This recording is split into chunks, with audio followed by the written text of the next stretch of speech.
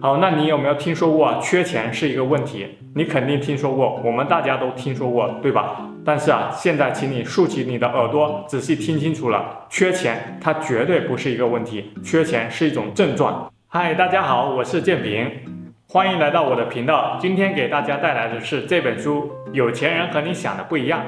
为什么要讲这本书呢？因为这本书我觉得我会读一辈子的书。对于财富和致富感兴趣的朋友，我觉得应该没有人不感兴趣，对吧？毫无疑问，能写出这种书的作者，自己已经是一个致富的人了，对吧？这个书的作者哈维·艾克，他自己就是一个非常成功的企业家，他在美国已经是一个比较有名的企业家了。他做了这本书，把他的致富和创业的很多东西分享给大家。今天我只讲一个概念，那就是财富蓝图。后面我们会讲17个具体的操作。今天我们透过财富蓝图这个概念来理解这本书的基石。好，这本书里面它最基础的概念叫财富蓝图。什么叫蓝图呢？大家都知道蓝图就是我们在盖房子的时候我们要画的那个图，它决定了这个房子怎么盖。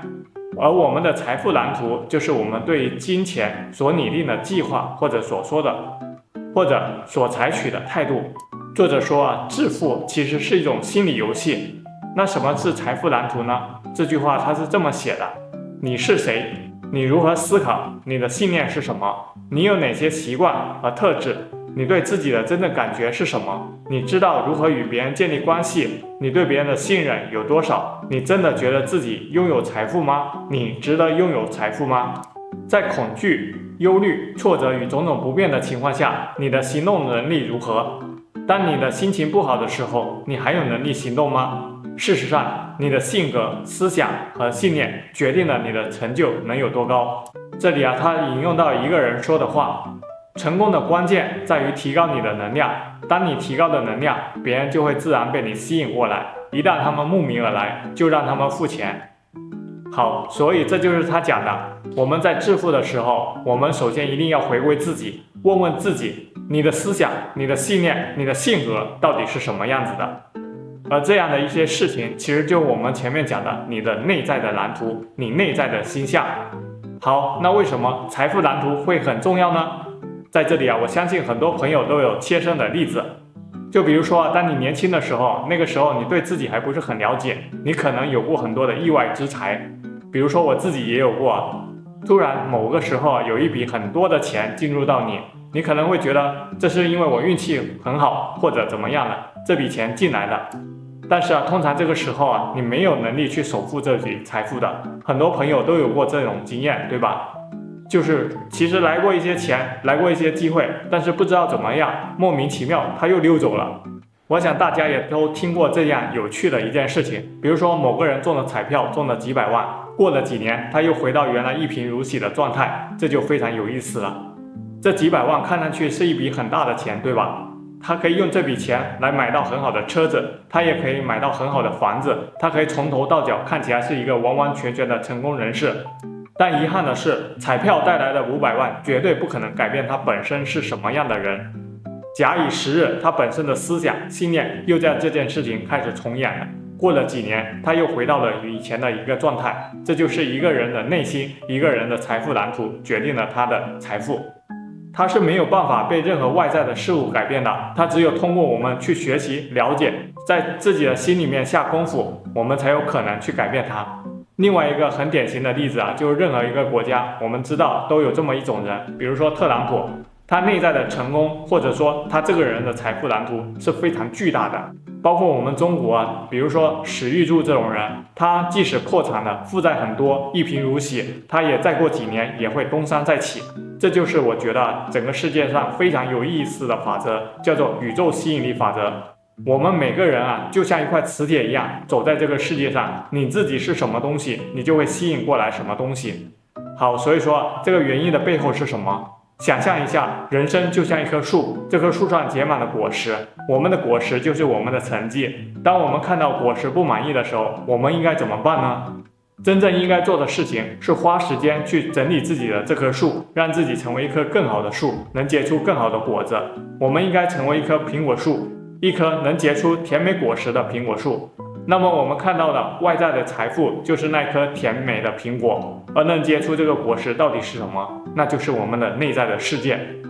这个作者说，如果你想改变果实，你首先必须要改变它的根。如果你想改变看得见的东西你必须先改变看不见的东西。所以他把人的世界分为4个世界：第一，物质的世界；第二，情感的世界；第三，精神的世界；第四，灵性的世界。大多数人了解的是什么？只知道物质世界。其实物质世界只不过是其他3个世界的打印件而已。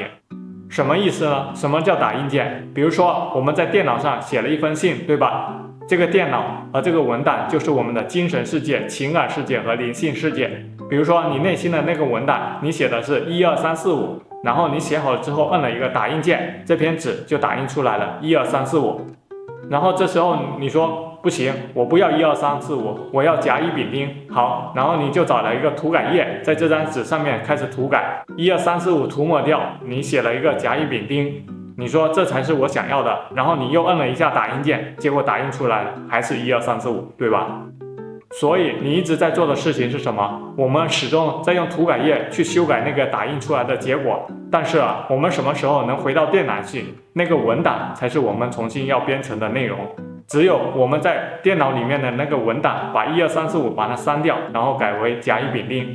所以一切都是一种结果，金钱是一种结果，财富是一种结果，健康是一种结果，生病是一种结果，我们的体重也是一种结果。我们生活在一个有因有果的世界，所谓的因果，那个因都是内在的。好，那你有没有听说过缺钱是一个问题？你肯定听说过，我们大家都听说过，对吧？但是现在请你竖起你的耳朵，仔细听清楚了，缺钱它绝对不是一个问题，缺钱是一种症状。它透露了表面之下的症状，也就是说，真正的问题不在于我缺钱这件事情，缺钱它只是一种结果。那么，什么是造成缺钱的根本原因呢？唯一能改变你外在世界的方式，就是先去改变你的内在世界。所以不管你得到的结果是什么，是穷，是富，是好，是坏，是正面还是负面，你都应该永远记住一个道理：你的外在世界只不过是你内在世界的一个反应罢了。如果你外在的生活过得不好，那是因为你的内在生活不顺遂，就是这么简单。在非常多的心灵类的书籍里面他也提到了这个道理。什么会让人变得富有呢？恰恰是我们保持一颗平和、喜乐和感恩的心，对于人变得富有是非常重要的。只有一个非常顺遂的内在世界，才能创造出一个非常美丽和谐的外在世界。所以这时候作者提出了一件事，他说你可以做一个宣言。好，我们试一试。我们现在一起来试一试说一个宣言，让自己的一个理念从你听到的一个想法慢慢变成你可以去触摸到的一个现实。好，现在我们都把手放在自己的心上，然后我会说3遍，请大家跟我一起做。我的内在世界创造了我的外在世界，我的内在世界创造了我的外在世界，我的内在世界创造了我的外在世界。好，然后现在摸摸我自己的头，然后我们一起说3遍。这是有钱人的脑袋，这是有钱人的脑袋，这是有钱人的脑袋。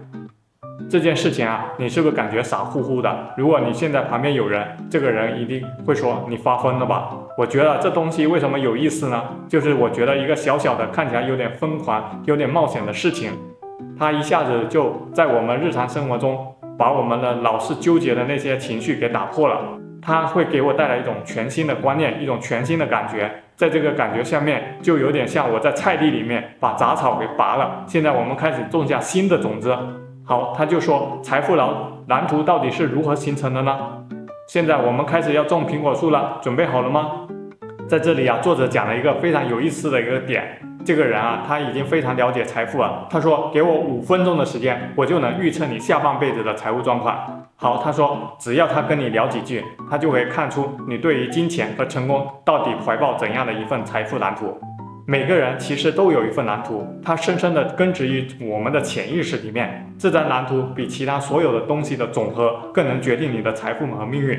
我们的财富蓝图就是我们对于金钱所拟定的计划或者所采取的态度。在这里他介绍一个公式，公式由4部分组成。首先我们有一个想法，然后想法产生一个感觉，这个感觉促使我们行动，最后行动带来结果。好，我再说一次啊，这是我们的一个基础。我们的内在世界如何创造外在世界的呢？首先，想法产生感觉，感觉产生行动，行动产生结果。所以，我们的财富蓝图是什么呢？是我们对于金钱的想法、感觉和行动到底是什么样的。在这里啊，作者非常有见地。他问我们的想法到底是从哪里来的呢？想法其实是被人设定的。设定是什么意思呢？其实啊，就是程序设定，对吧？我们都会编程，从小到大，我们被身边的父母、兄弟姐妹、朋友，然后各种权威人士、老师、媒体和文化，大家都在一直设定我们。为什么大家今天都喜欢去阅读财富类的书籍？因为我们发现很多我们的媒体，它对于财富带给我们非常不好的观念。而这些不好的观念，事实上会造成我们一直跟财富远离，而且会让财富对我们造成比较大的挑战和痛苦。所以啊，所有的想法和行为，它都是被别人教导出来的。如果我们不能变得非常有意识，不能给自己编程的话，我们就一直活在被前面的人编程的这样的一个世界里面。所以啊，我们要改变自己的金钱观，要怎么做呢？这就是我们真正能够去修正我们自己内心的金钱档案，才可以做到这一点。好，所以我们内心存储了很多的金钱档案。下节课我们就来好好聊一聊这些所存储的金钱档案到底是怎么被设定的。好，今天的视频就到这里，再次感谢大家。最后我想重申一下，我自己是特别相信的一个原理，那就是你的收入将与你个人的成长成正比的。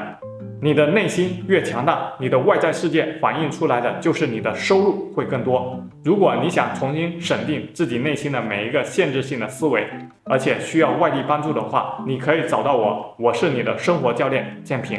我希望真的能够帮助你探索你自己，活出你的潜力。好了，谢谢大家，我们下次再见。